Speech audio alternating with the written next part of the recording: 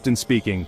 Welcome aboard Flight 914. Please fasten your seatbelts and observe the no smoking sign. We will take off in 5 minutes. When we're at the cruising altitude, refreshments will be served to you. Our flight will take 37 years. I wish you a pleasant trip.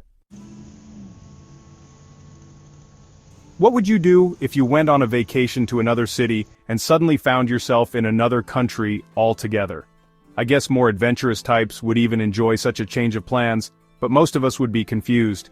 Anyway, I bet even the most reckless of adventurers would at least raise an eyebrow if told they'd flown for close to half a century.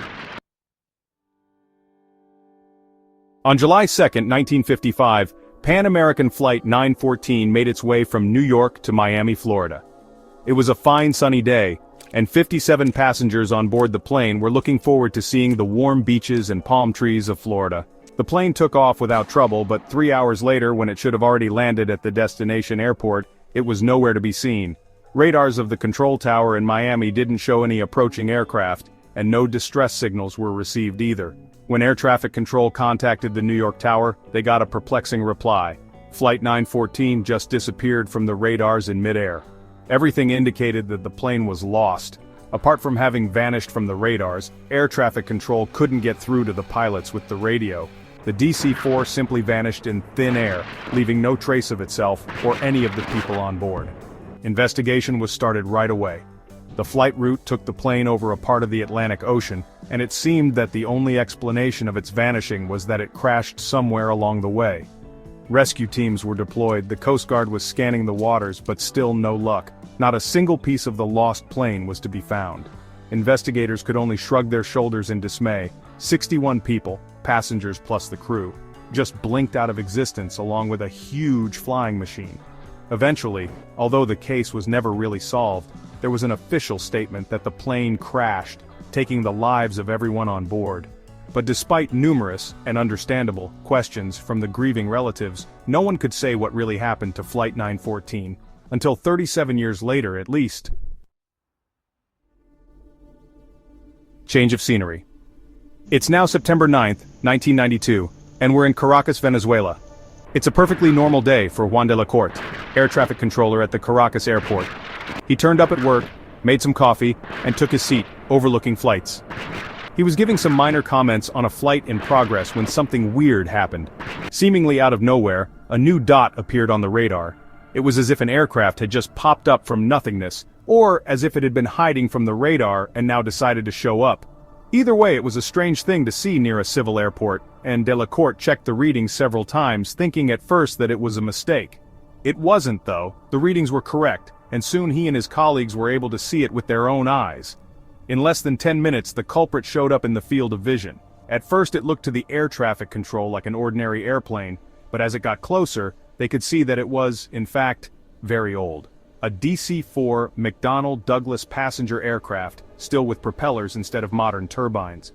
Such planes were still in use, but they'd grown obsolete and mostly replaced by more contemporary ones. But that wasn't even the beginning of weird. The real confusion began when the pilot of the mysterious aircraft contacted the tower and asked in English, "Where are we?" As the one in charge at the time, Juan de la Corte replied they were closing in on the Caracas Airport and asked where the flight was headed. There was a pause on the other side, and then the pilot answered, "We are Pan Am Flight 914 heading from New York to Miami, Florida, with a crew of 4 and 57 passengers on board." This took the air control completely off guard. What was a Pan Am flight doing 1,100 miles away from its point of destination? And how did it even get there? De la Corte was quick to ask a few more questions to the pilot, and what he heard next baffled him. The pilot said his flight was scheduled to land at the Miami airport at 9:55 a.m. on July 2, 1955. Now it was time for the tower to fall into silence. Before asking anything else, not to make matters worse, air control cleared the plane for landing. De la Corte didn't know what to make of the pilot's words. Perhaps he thought he went insane, but that was irrelevant since there were people on board the mystery airplane.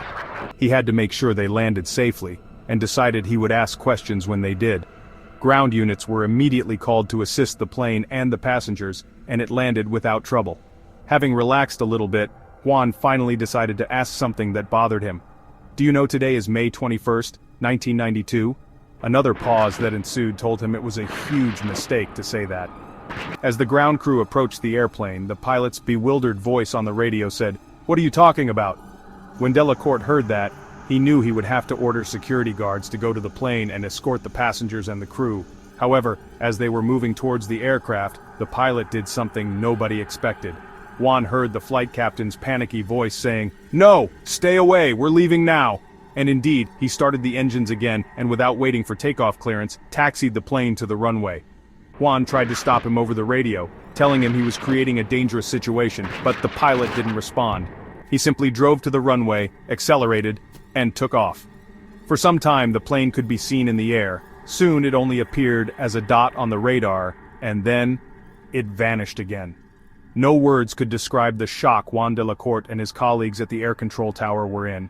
They'd just seen an old airplane appearing out of nowhere, the pilot telling them he was headed to Miami, and before they could do anything, it flew away again, only to disappear in thin air like it had been a collective hallucination. No trace was found of that plane ever again, and to this day, no one can explain what happened that morning in Caracas. Sniff sniff, smell that. Smells kind of fishy, right? I must say though, that there's much dispute about the credibility of this event. Back in 1985, a tabloid called Weekly World News was the first to cover this story, and yes, I've just said 1985, 7 years before the most popular version appeared. Later the same newspaper retold the story twice more, only with other details, and with 1992 set as the date of a time-traveling aircraft appearing in the future. The picture of Juan Delacourt, the air traffic controller in Caracas, also differed from the 1985 original. So the story was largely announced fake, and it became a sort of an urban legend. However, the legend still lives, and many sources retell it in their own way. Some even go as far as to say that the passengers of the plane eventually returned to their homes, and strangely, none of them looked a day older than 37 years prior, while everyone they knew grew old at a humanly pace. They say doctors examined the pilot, the crew, and the passengers, but couldn't find anything out of the ordinary. The people were healthy. This part doesn't look even remotely credible though, because no solid piece of evidence can be found about 61 people returning from a decades-long flight. I mean, come on, wouldn't they have run out of snacks? One thing that keeps popping up on the internet and piquing the interest of paranormal enthusiasts is a small pocket calendar that somehow was left on the Caracas Airport runway when the notorious plane took off. The thing about it is that it's from 1955 and it allegedly remains the only artifact of that weird encounter. There are still people who claim the calendar is real, but once again there's no actual proof of its existence. Well, who knows, maybe it's just a tall tale, an urban legend indeed, or it could be a huge conspiracy to hide the fact that time travel is possible. I guess we'll never know. Wink wink. And what do you think?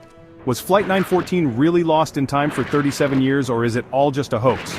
Let me know down in the comments. If you learned something new today, then give this video a like and share it with a friend. But, hey, don't fly away just yet. We have over 2,000 cool videos for you to check out. All you have to do is pick the left or right video, click on it, and enjoy. Stay on the secret organization.